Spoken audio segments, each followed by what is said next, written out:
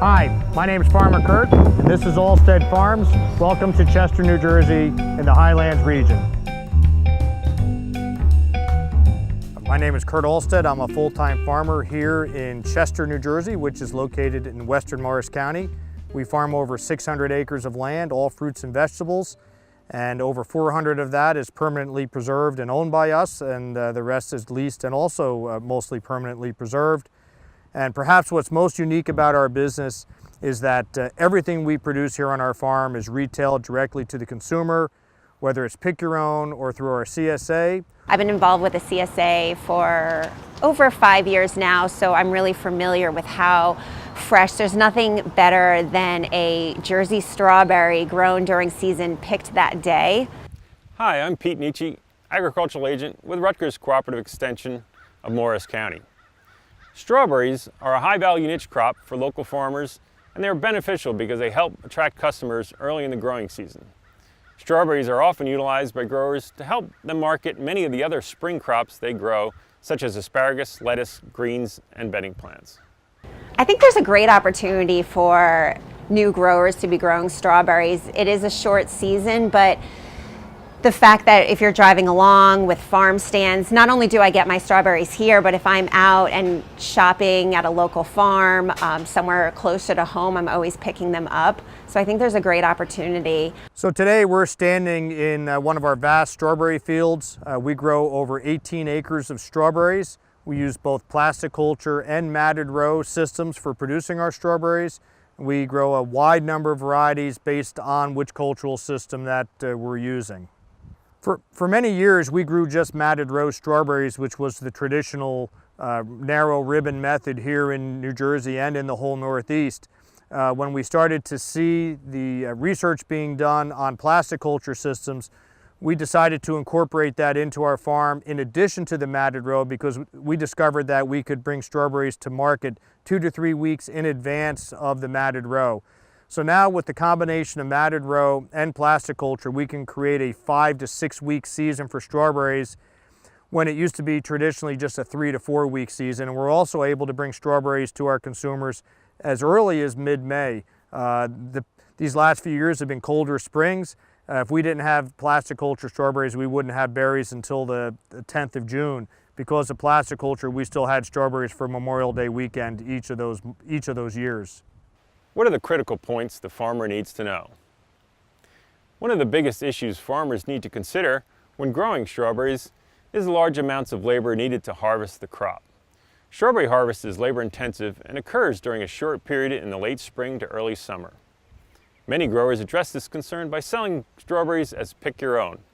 Pick your own marketing works well if the farm is in a good location and the grower is willing to invite the public in. If growers choose to market their strawberries off of the farm, great care must be taken in moving the strawberries because they are fragile and don't ship well. Because of this fragile nature, strawberries are typically best sold locally at farm stands, farmers markets, and through community-supported agriculture arrangements. Finally, the major pest concern of strawberries are several fungal diseases. These fungal diseases can be a challenge to manage, especially in humid areas during wet springs, and farmers should be very aware of them and ready to implement control measures. Many growers are now taking advantage of the plastic culture system of growing strawberries. The plastic culture system has several advantages, including high yields, good fruit quality, good weed control, and earlier harvests. These earlier harvests can help farmers beat other growers to market and also help them sell other season crops to their customers. So one of the advantages of the plastic culture system is that we're able to control the planting of it in a very short rotation. We're planting those plants in summertime, late July, early August, and we're able to harvest those fruit the following spring. We generally keep a plastic culture system in place for 2 harvest seasons, then we're able to rotate that field into a late fall crop. The matted row systems we'll keep for 4 to 5 harvest seasons. We plant dormant plants at the very early springtime, and then we'll harvest the following year. They require a whole system of rejuvenation that we do each summertime following harvest. So it's a little bit more intensive management system than the plastic culture. But the reality about strawberry growing is no matter which system you use, it requires a tremendous amount of management and a lot of attention to detail to ensure a profitable crop. When you're choosing to establish strawberries, it takes a lot of plants to create the sea of strawberries you see behind me. On a plastic culture system, we're planting plants double row on 6-foot centers, and that means 3 square feet to every single plant. If you do the math, you'll find out that's about just short of 15,000 plants per acre. We do that same population in the matted row as well. We're considering moving that down to 5 foot with double rows, but we're not quite there just yet. Growing strawberries requires a lot of intense management, and it also requires some specialized equipment. If you're going to have a plastic culture system, you're going to need to have a raised bed plastic laying machine. If you're going to raise matted row, you're going to need to have a machine that will transplant those plants at equal spacing. Renovation for matted row requires mowers, and even on a plastic culture system, you're going to have to renovate those plants, which requires a nice, good quality mower to mow them off, perhaps a rototiller, tillage equipment to prepare the ground, and disease control is something that you need to be conscientious about. Fungal diseases especially are challenging, as well as a couple insect pests. It's very also important when you're considering strawberry growing to make sure that you have suitable water for irrigation available, and water is needed not only for irrigating the crop when it's in production, but also potentially for frost protection as well. And strawberries need water not only when they're producing fruit, but also later in the summer following renovation to make sure that you're returning with a healthy plant. These are perennial plants. They're going to be differentiating fruit buds going into the fall. You need to make sure there's adequate moisture throughout that period of time. When you're choosing a site location for strawberries, we always like to choose a site that's as high as possible. We don't want to have a frost pocket. We want to have good airflow.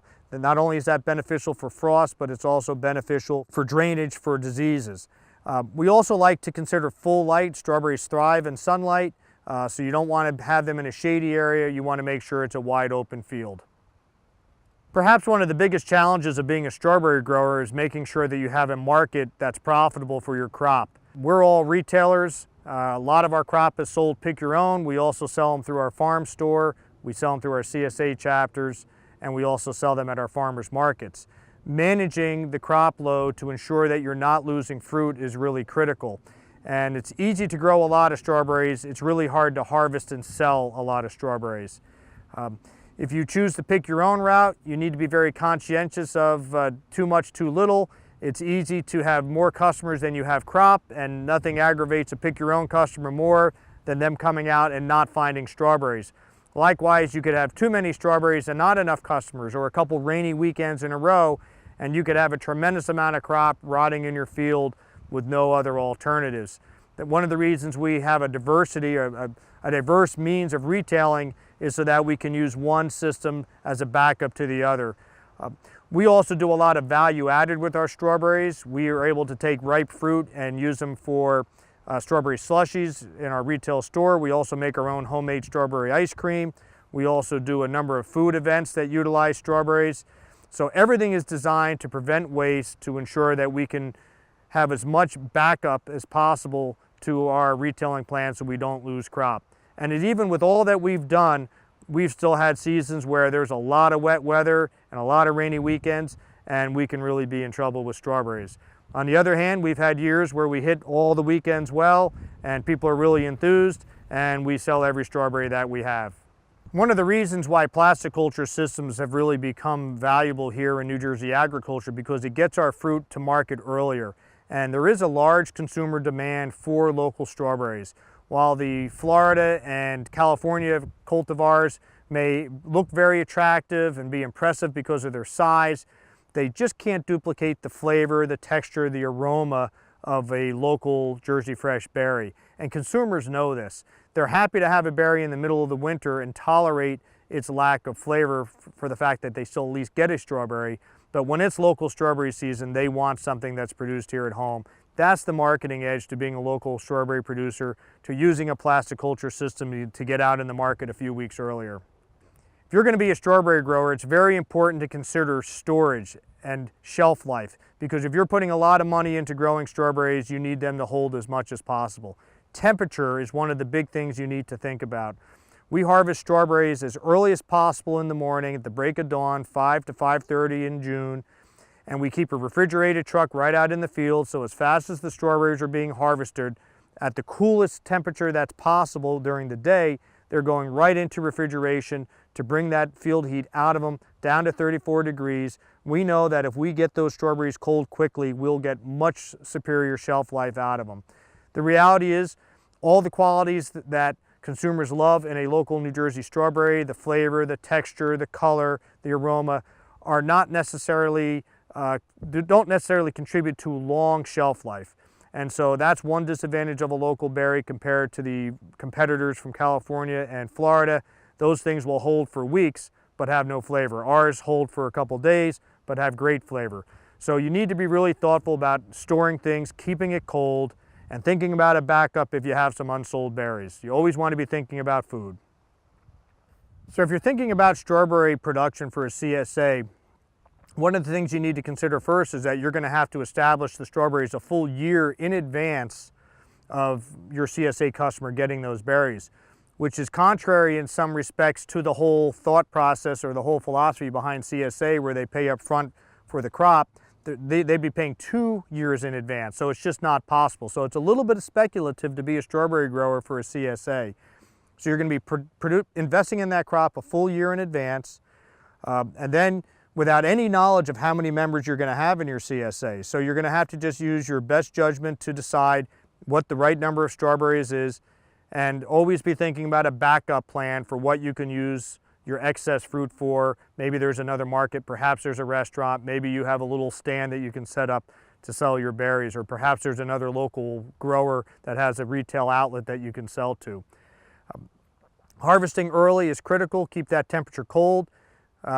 We'd recommend harvesting the same day as distribution so that the berries are as fresh as possible, and keep them as cold as possible until the CSA member comes to get it, and ensuring that they know that it's important to keep their berries cold so that the transition from you storing them to the CSA member getting them is as short as possible out of refrigeration.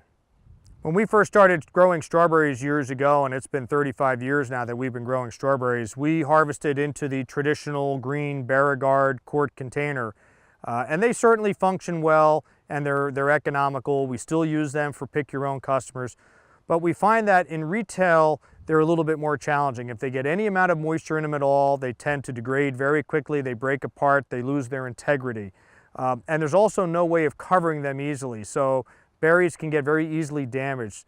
As a result, we've switched to clamshells, plastic clamshells, which may seem a little bit more commercial, and we like selling them in our store, clamshell open so people can see the berries, tips up always the caps berry tips up. It shows the most attractive nature of the berry to the customer.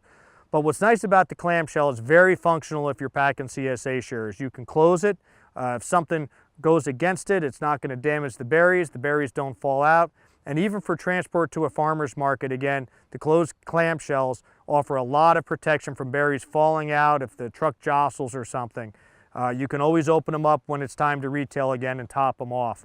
So, and the nice thing about the plastic clamshells is you can recycle them. Not only are they recyclable long term, but you can recycle them in-house too if you have berries that aren't used or aren't sold that you're repurposing for cooking or something. You can then wash, sanitize, and reuse the containers. So it really reduces the amount of waste as well. I think when you have everything displayed nicely in a package, I don't think the package itself matters, but also understanding how you can take that home. Like they're packaged here in a plastic tray. I think it's great because I know that I'm not going to squish them when I get home or in the car. Also seeing a display of all the produce laid out like they have here, it's so enticing. So I think that's a huge player in the buyer's sense of when I see a big display, I just immediately am drawn to it and I want to buy. And sometimes I want to buy more than maybe I plan to buy.